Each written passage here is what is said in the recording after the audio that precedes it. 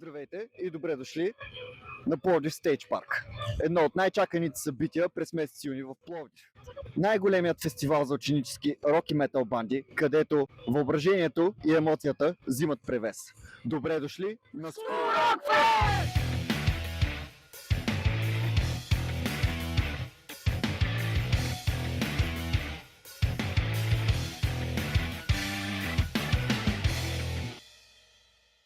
Уникален фестивал. Страхотна емоция и перфектна организация. Шоу на топ ниво и радост за ушите и очите ни.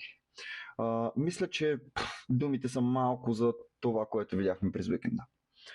Аз съм Атанас Дизов и лично предпочетох да отразя събитието, наречено School Rock Fest. Ние от екипа на Известните безизвестни ви благодарим, че гледате това видео. Ако сме точно ние, ще разберете на малко по-късен етап. Сега обаче да видим учениците и какво мислят те за собственото си представяне, начина на живот с тази музика и дали тя все още намира място в сърцата на хората и по българските сцени. Обявяваме School Rock Fest Пловдив, 11-то издание, 2026 година. за открит! Тук сме с... Принц is Latin Friends. Кой ти е любимия барабанист? Джой Джордисън от Slipknot. А смяташ ли, че ще станеш велик колкото него? Да. Сте достатъчно добри приятелки да пеете заедно. Да, някои песни ги пеем заедно, иначе приятелки. Мама ни каза коя първа да пее и така нататък. А мама помага ли ви с всичко в групата? Да. Трудна ли е подготовката на ксилофона? Трябва да запомниш кой клавиш кога да удреш и да запомниш дали има една октава по-нагоре или по-надолу. А на теб трудно ли ти е? Не, чак толкова. Здравейте, тук сме с група Ribbon Brother! Откъде сте, момчета? От София и свирим траш метал, от скулта на жанра.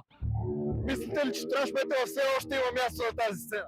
Със сигурност. Кое ви вдъхновява повече? Алкохола или мацките? За мен е от другото, за мен ме вдъхновява ето тук, защото ме е приятел и сме приятели вече 2 години и ако беше това, аз тя ще я стила, момчета. При положение, че ти е първо участие, колко смяташ, че трябва да ти платят? Първо участие баш не ми. Откъде сте, момчета? От София сме. Кое е по-доброто място за рок? София или Пловдив? Пловдив, защото тук са най-добрите концерти в България. Мислите ли, че рок-н-рол все още може да намери своето място на българската сцена? Естествено, що за въпрос? Какво ви вдъхновява най-много да продължавате да творите и да правите музиката, която обичате? Пиене. Шегувам се. Шегувам се. Ежедневие. То почва като хоби, после се превръща в нещо по-специално. Пиене или мадами? Пиене и двете. Какво мислите за собственото си представяне днес на School Rock Fest? Доста добре, бих казал аз. Тук сме с група. Dead Mac. Какво мислите за вашето представяне днес? Смятам, че като за първо представяне на групата се представихме наистина много добре. Очакваше се гафове, имаше такива, но успяхме да ги покрием и мисля, че хората много ни се изкефиха. Това е 6-то поредно ваше участие. Вадите, доколкото знаем, трети албум. Как се справяте с цялото напрежение, включително и уроците в училище? Всяко нещо е просто организация. Кой е най-големия ментор на бандата? Здравей! Ще се очувам. Кой е най-срамежливия в бандата? Тя, но не за пеене на сцена, само в такива моменти. Или тя се крие също. Те двете. Да. Женската част в отбора, освен Йови. Какво те притеснява най-много, когато излезеш на сцена? Сценична треска. Просто съм притеснителна, иначе като изляза всичко се оправя. Отпускам се и се чувствам като себе си. Какво е най-важното нещо за един певец преди да излезе на сцена? Психическа подготовка, със сигурност. Проверка на всеки един текст, който ще изпее, разпявка, да си поговори малко с групата, да се отдели настрани малко, да помисли какво иска да представи от себе си на сцената и най-важното самочувствие, което също идва от останалата част от групата. Доколко точно е важна визията на сцената? Труден въпрос. Ами, това е общо взето в представянето на групата, така че е доста важно, защото така показваме какви сме, показваме, че сме отговорни, показваме, че всъщност, нали, сме сериозни за това какво правиме. Туристите крадат ли ти мацките? Не. А кое е по-важното? Алкохола или мадамите? Мадами. Тук сме с група. Няма, че успеем! Вие откъде сте? Първо май! Това първа година ли ви е на School Rock Fest? Трета или четвърта? Как оценявате вашето представяне от 1 до 10? 10! Не е идеята за името на бандата.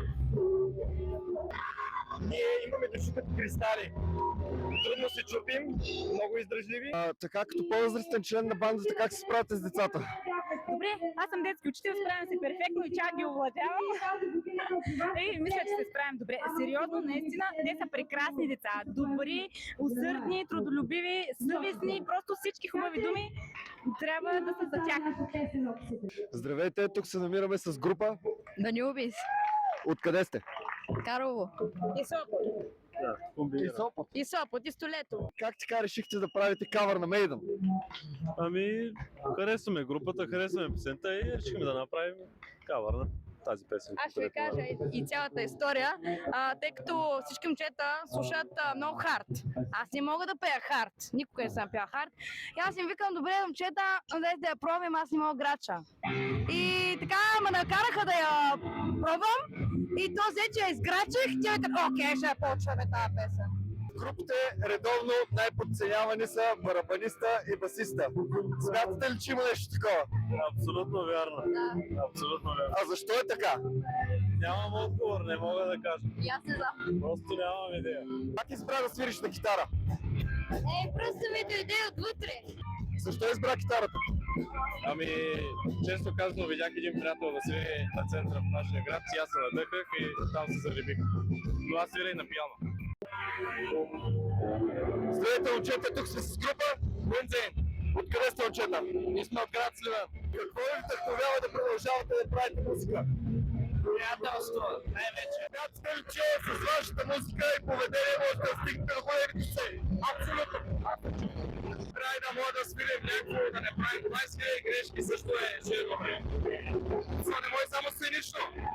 На първо място трябва да ти харесва това, което правиш. Второ,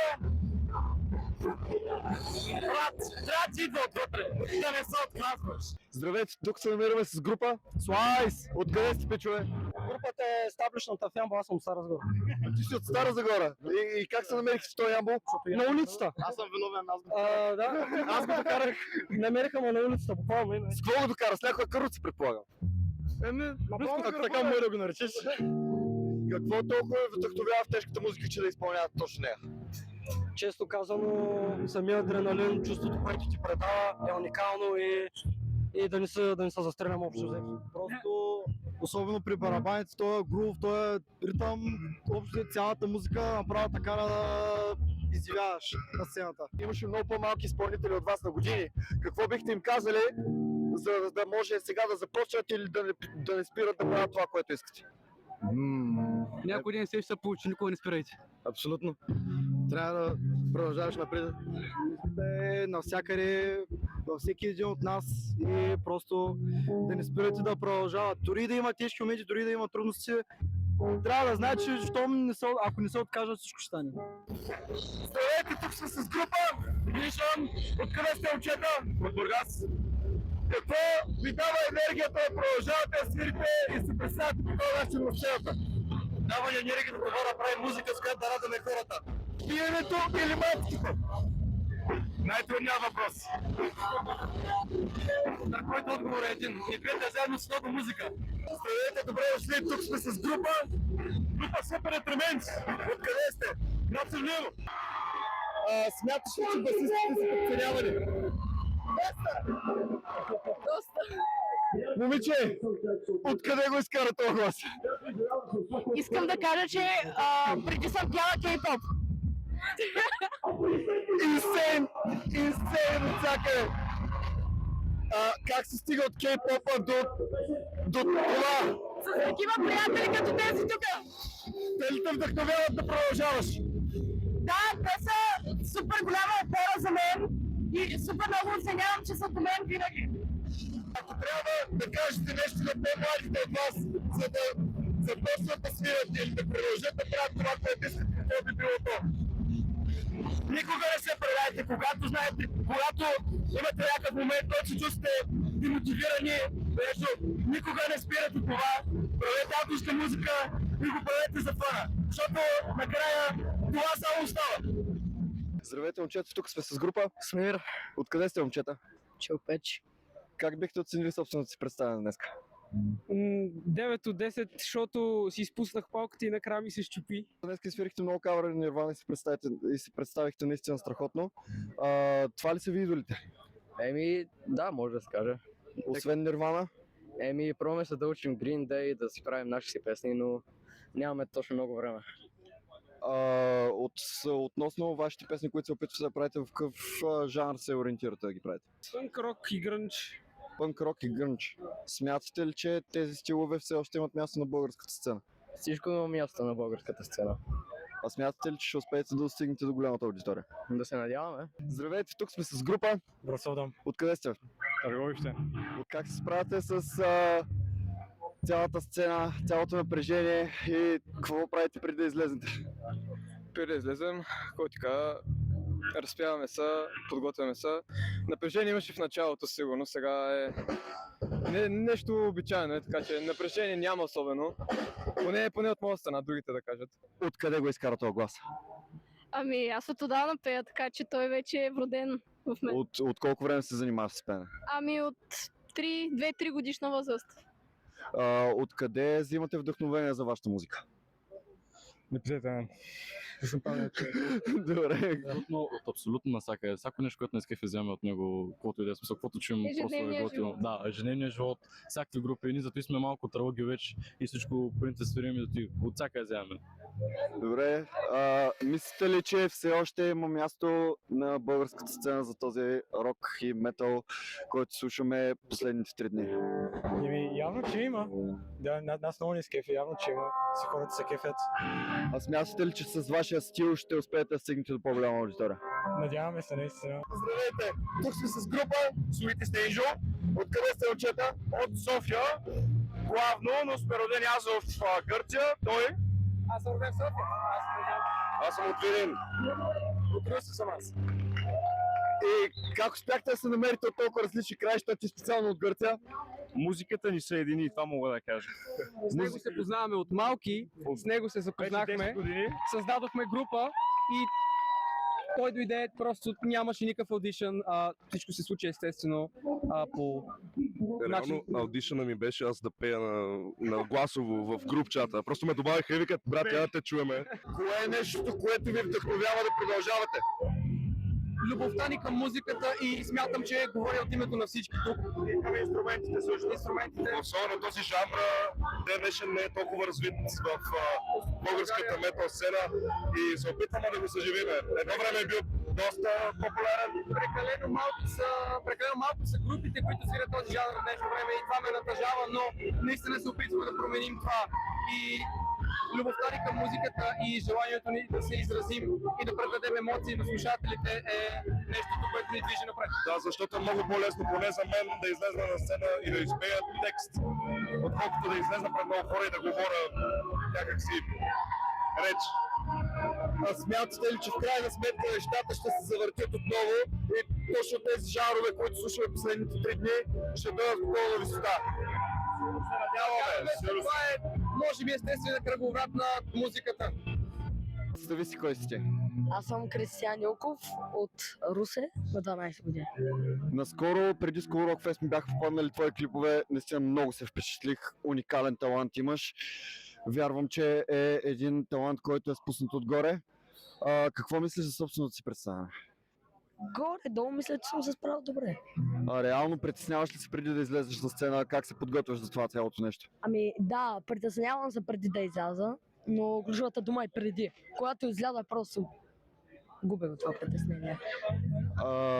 Добре, кое точно те зарежда? Музиката зад теб или публиката пред теб? И двете. Добре, разбрахме, че ще имаш честта да излезнеш на една сцена с великия Джолин Търнър. Как се чувстваш от този факт и подготвяш ли се усилено за това нещо? Разбира се, подготвям се усилено. Аз съм горд с факта, че ще пея на една сцена с Джолин Търнър. Нали? Самия клип, който достигна до Джолин Търнър от към изпълнение, не беше толкова добре. Заради това не съм горд. Но иначе от факта, че ще съм с него на една сцена, това е пократително unbelievable просто. Да, все още не мога да го повярвам. Тук сме с група Addiction! Откъде сте? От Стара Загора! Мислите ли, че ще успеете да стигнете до по-голяма аудитория с музиката, когато изпълнявате? Може би! Може би! А какво ви вдъхновява да продължавате? Музиката, света, абсолютно всичко! Тук сме с група Трокси. Откъде сте, момчета? От тук, от Пловдив, майни сме. Майни сте. Стара Загора. Само ти си откъде? Стара Загора.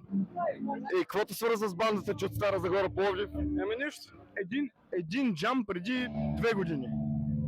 Може ли да разбера малко повече за тази история? Да, разбира се. Има едно момче, Крис. Много искам да го спомена, защото ако не беше, той нямаше да има Трокс. Богатия му викат, да.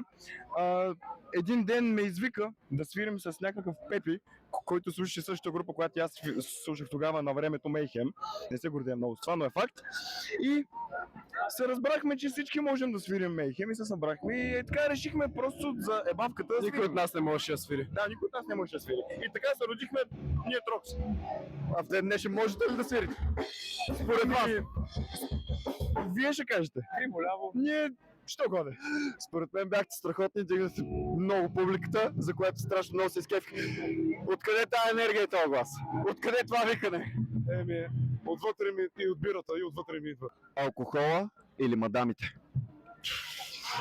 Трябва да кажа алкохола. Защо трябва да кажеш алкохола? Мъже. Алкохол е с него от по-дълго. Сега, не съм гей, но много зависи. И от двете по-малко. Добре, момчета, кое точно ви вдъхновява да продължавате да свирите и защо точно траш метала? Бирата. За траш метала какво ще ми кажеш? Пак бирата. Пак бирата. Добре. Гибсън или Фендер? Гибсън. Айбанец или Джаксън? Джаксън. Аз лично съм фен на Джаксън, свирам на Джаксън. Кажи ми, която е любимата банда? Дет. Защо е любимата банда? Изключително брутални рифове и тежки, същевременно включени с изключително красива мелодия. И като от първи албум Scream в Бладигоро, чистия просто хорър и брутализъм, който включва и всеки следващ нататък се вижда просто еволюцията на сонграйтинг, на мелодия, на по-сложни рифове и това според мен е изключително красиво. Здравейте, момчета, тук сме с група Клас Один. Откъде сте, пичове? От всякъде. От цяла България. Аз съм от Русе, той е от Стара Загора, той е от София. От всякъде сме, той има и варненски корени също, така че... А къде се намерихте? Всички си живеем в София вече, аз ги намерих през Инстаграм. Аз ги познах преди това. Как точно избрахте стилистиката, в която свирите? Всъщност той е човека зад стилистиката. Аз се избрах, защото това беше само проект първоначално. Metalcore и Deathcore, защото това харесвам най-много, I guess. Не знам какво друго да кажа, просто ми е най-любим жанр. Смяташ ли, че Кора все още има място в България? Абсолютно. Кора не само има място в България, Корът е в България сега. Кора е България. Има много малко групи, които правят такава музика и е хубаво да има и такава музика на тази сцена. Така ли, че е малка, поне да има различна музика и да се харесва на всички. Момчета, тук сме с Aggressive Evil. Откъде сте, пичове? От Маджерто. Къде? Маджерто. Едно село до Стара Загора това. Село до Стара Загора. Добре, окей. Нямам с географията, съжалявам. Добре, забихте мега яко. Наистина много ме изкърчихте.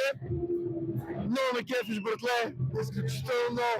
Само да те питам по колко килограма сваляш на концерт. По 2 и после връщам 4. Това е. Момчета, какво ви вдъхновява да продължавате да се занимавате с това цялото нещо? Любов към музиката. Любовта към музиката. Тук сме с група Шум, които преди малко не изкърчиха. Момчета, ево за енергията, ево за шоуто. откъде се вдъхновявате да правите цялото това нещо?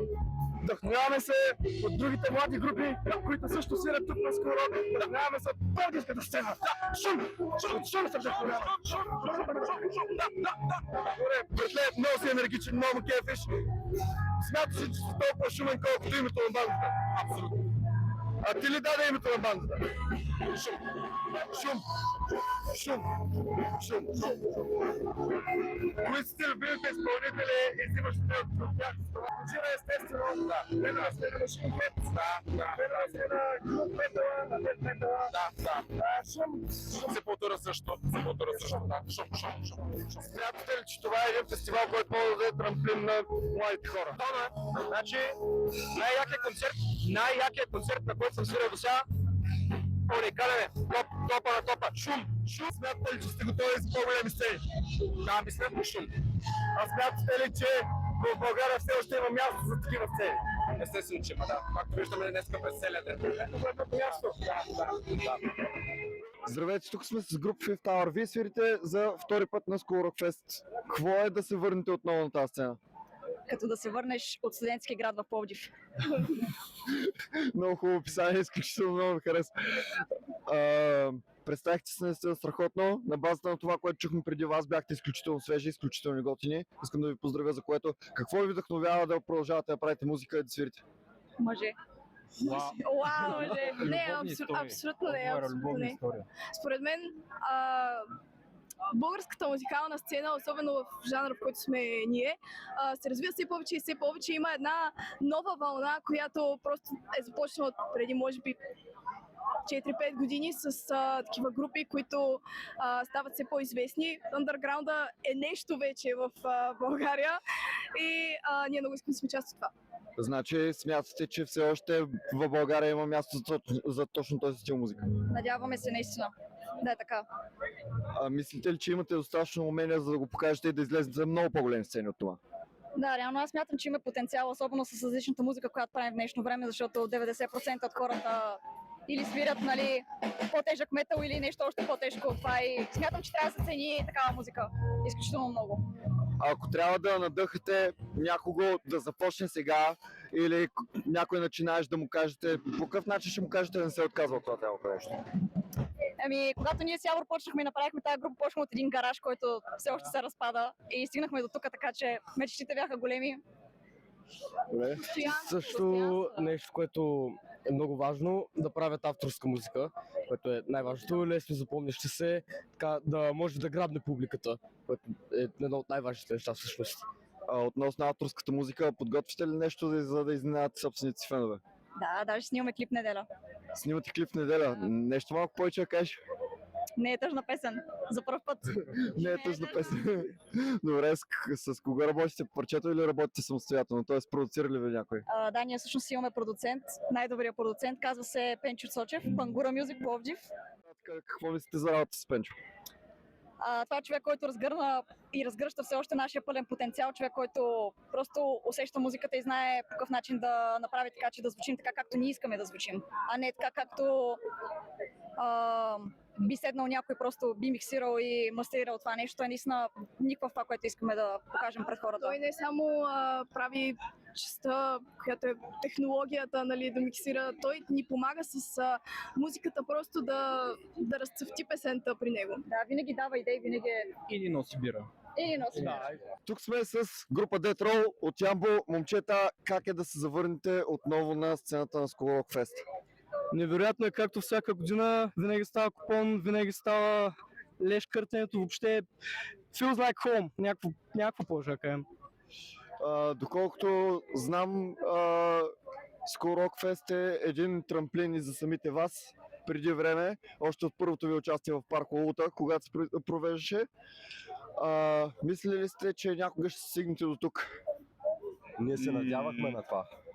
Надявахме се на това и работихме по въпроса. Предстоят ви големи участия, едно в Румъния, след това Вакен. Какво бихте казали на по-младото поколение и как се постига това цялото нещо? Сега ще кажа. Първо, като ти кажа 3 часа с тук, 2 часа с тук. Второ, репетиции. Трето, авторска музика. Четвърто, желание. Това е. Той ние сме от младо поколение, Мари. Най-важното е, може би, желанието и това да работиш върху тези неща, защото то не става за един ден, като всяко нещо. Изисква се много работа и много упоритост и много да тормозиш съседите си, защото не е приятно за никой около тебе да му дигаш шум в 2 на обяд или след 10 вечерта, но дигайте шум, съседите ще се оправят. Споделихте, че ти си най-новият член на бандата. Как успя да влезеш в техния ритъм? Как? Ние се познаваме от преди някакво време с момчетата и аз малко се самопредложих. Бях такъв, търсите ли с китарист? Те ми казаха да, ти можеш да свириш. Викам да.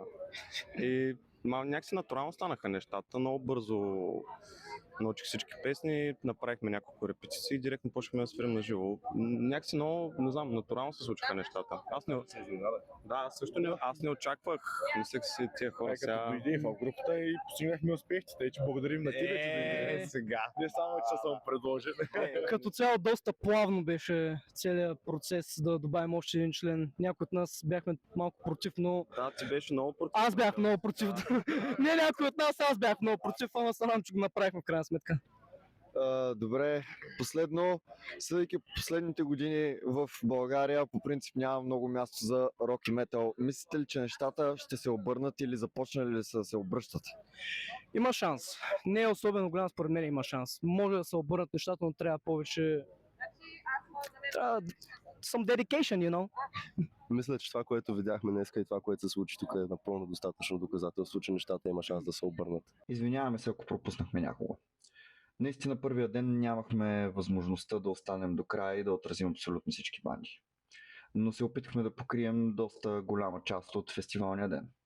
Повечето от тези групи наистина звучаха като завършени изпълнители, изпипали и най-малкият детайл по музиката си и сценичното си поведение. На сцената всички са равни, но колкото и големи имена да видяхме около самите групи и покрай самата сцена, няма по-голям съдник от публиката. Затова попитахме и малка част от публиката какво мисли за цялостното представяне на ученическите банди. Здравейте, добър ден, тук сме с Дариян Симеонов. Откъде сте? От град Пловдив. За кой пореден път посещавате фестивала? 7-ма поредна година. Виждате ли надеждата в младия български рок? Абсолютно вече да. Какво ви вдъхновява най-много да идвате и да гледате това шоу? Това, което ме вдъхновява, е факта, че тези младежи, макар че още ходят на училище, се занимават с това и имат желание да се занимават с това професионално или да пълнят всеки стадион или фестивал на България. Смятате ли, че рок-н-рол все още има място на българската сцена в по-глобален мащаб? Абсолютно го вярвам, защото на Запад доста се занижиха стандартите и според мен България държи едно ниво, което не се е променило от 30 плюс години насам и вече е време да покажем какво може България на фона на Запада. Добре, а сега малко близ въпроси. Гибсън или Фендер? Фендер. Айбанец или Джаксън? Айбанец. Мастейн или Хетфилд? Хетфилд. Алкохол или матки? Алкохол. Благодаря ви много. Като цяло съм псевдомузикант Сухар, 10 години свира на електрическа китара. И да, занимавам се, пиша текстове, чат-бат, поезия. Коренно различна тема, нали? Но да. Така, не за първа година ви виждам тук. Смятате ли, че има развитие в музикантите? Има развитие, има много алтернатива. Миналата година бях тук за пръв път. Нямаше толкова хора, тази година има доста повече хора. Смятате ли, че рока и метала отново могат да вземат някакъв превес в България, дори и малък? Сега за рока не съм съгласен, но за метала, за кораджийските истории и за по-тежките стилове смятам, че има голяма алтернатива и голяма инициатива от младежите като цяло. Като един музикант Сухар, какво бихте казали на по-младите, за да започнат да свират или да не се отказват от това?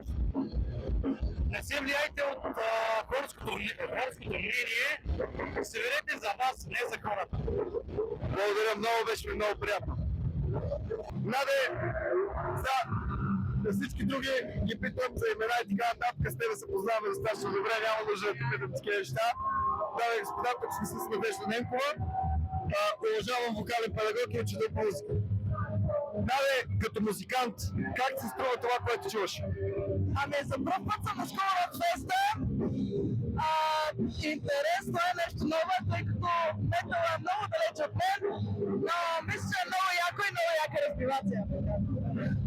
Погледнато ли си от музикална гледна точка, как се справят учениците? Разбира се, винаги има какво да се желая още, но като цяло би казал, никак не е зле положението.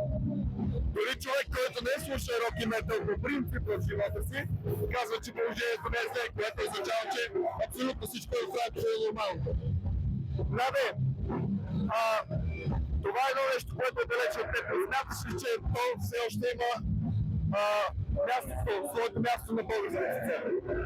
Разбира се, смятам, че всеки стил трябва да се развива и трябва да му се дава гласност, независимо от какъв е той. Добре, смяташ ли, че ще има достатъчно слушаемост и достатъчно подкрепа отстрани? Направеното място като School Rock Fest смятам, че може да се даде такава подкрепа и да има такава гласност. Достатъчно. Мисля, че това бяха най-добрите думи за завършек. Наде, благодаря ти изключително много. Няма как такъв фестивал да мине без една здрава подкрепа и организация. Благодарим изключително много на главния организатор Тони Арнолдов Сатаната, който ни позволи да вземем всички тези интервюта от бандите, от публиката, както и от негови съмишленици, а и самият него. Нека чуем какво имаха да кажат Тони, Драго и специалната изненада на края на видеото. Тони, здрасти! Здрасти! Какво е да се завърнеш за поредна година на Пловдив Стейдж Парк, като организираш това уникално събитие за децата? Супер яко е. Още малко съм така под напрежение, че още чекове правим, малко закъсняваме с времето, ама това е най-уникалното нещо, да видиш как и ние готини млади деца се качват на сцена и свират рок-н-рол, особено когато свират и авторски парчета, няма по-яко нещо от това. Трудно ли се организира такъв фестивал и получаваш ли достатъчно подкрепа? Не е лесно, толкова беше лесно, всеки щеше да го прави. Ама имаме добър екип, оправяме се по някаква схема, ама подкрепа какво? Тя подкрепата най-важно от феновете да идва, да са тук да подкрепят бандите си, учениците си, връстниците си, приятелите си, по-големите музиканти да подкрепят по-младите. И така, затова и всяка година каним по една хедлайнерска банда да закрива вечерите, които да са и ментори на младите музиканти. И така. Коя поредна година е това нещо? 11-то издание, като първото издание беше 2012 година. С малко някоя друга проблемна година, в която нямахме възможност да го организираме и покрай пандемията, и затова сме 11-то издание, а не ако трябва да го броим от 2012, трябваше да сме 14-то примерно. Но пак е добре, че го има. Благодарение на подкрепата на община Пловдив, която ни съпортва последните години много сериозно. Благодарение на Пловдив Стейдж Парк, които ни предоставят това страхотно място. И приятели, които подпомагат Радио Прей БГ, Радио Тангра, Музикален център Икономов. Така че, добре. Какво би казал на децата, за да продължават да се занимават с това, което обичат? Да не се отказват, защото рок-н-рол е як като музика. Въпросът е, че не всеки може да достигне някакви... Трудно е. В смисъл, затова нашия слоган е, че трънливия път към рок-н-рол The Hall of Fame започва от School Rock Fest, но не всеки може да стигне до там. Но иска се просто упоритост, много свирене, много любов към рок-н-рола и готини парчета, които публиката да препознае, да ги хареса и съответно бандата може да върви нагоре. Каза, че можеш да цитираш Леми. Какво би казал по този въпрос? Нали ме попита дали се чувствам стар. Не, Леми казва, всеки, който се чувства стар за рок-н-рол, значи е стар. Благодаря много. А пък аз не съм. Благодаря той. И аз благодаря. Здравей, Драго! Достатъчно добре познат си на аудиторията, която идва тук на School Rock Fest Пловдив. Какво мислиш за младите банди и талантите на България? Значи, какво да мисля? Мисля много хубави неща, защото се случват. Има много пробуждане в младите хора последните 2-3 години.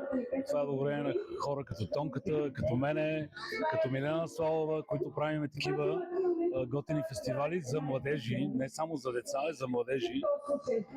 Има пробуждане към рока, към нашата религия, към нашата музика. Виждаш ли някакво развитие с всяка изминала година или всичко седи на едно място? Ами, все повече надграждаме нещата. Всяка година се надграждаме нещата. Фестивалът става по-интересен и по-интересен. Това е 11-то издание. Радвам се да съм гост за 6-ти път на този фестивал. Вече го правим и в София. School Rock Fest София, Rock по Rock се казва. От 3 години. Тази година на 12-13 ще бъде в София. Но все повече и по-млади деца и по-малки се запалват и даже сега гледам един на сцената, който на 7 години държи китарата. Направо уникална работа и се гевим. Благодаря много, Драго. Тук сме с Милена Славова, която ще закрие нашия School Rock фестивал.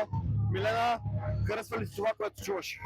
Това, което чувам и виждаме, много яко и ни доставя уникално удоволствие, защото всичките тези хора, те вибрират с музикантите, а бендовете са много интересни, различни помежду си, в същото време нали, са в една насока музикална.